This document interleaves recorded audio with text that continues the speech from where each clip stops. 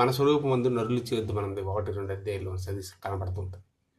అయితే ఏంటంటే మన స్వరూపము అంటే దేవుని స్వరూపం, అన్నీ దేవునికి నచ్చిన స్వరూపం తయారు చేశాడు. దేవుని స్వరూపం ముందు మానవుని తయారు చేశాడు.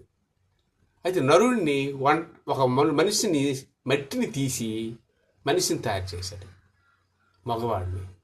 మన అనే పదానికి ఏంటంటే అందరిని ఎక్కువ మంది ఉన్నట్టే ఉంది మనకు కదా.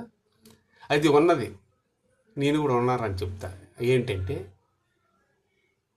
పరిశుద్ధాత్మ, తండ్రి యొక్కయు కుమారుని యొక్కయు పరిశుద్ధాత్మలోనికి మీరు బాప్తిసం తీసుకోండి అని మొత్తం చివరికి 28:7 ఉంటుంది. మనకి 28 అధ్యాయం మనకి చదివి లాస్ట్లో అని ఉంటుంది 19.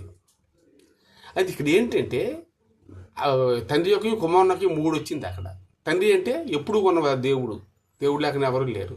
కుమారుడు అంటే కాలాన్ని బట్టి ఇక్కడ జనాలు వినలేదు కాబట్టి, సువార్త కావాలి కాబట్టి ఆయన పుట్టి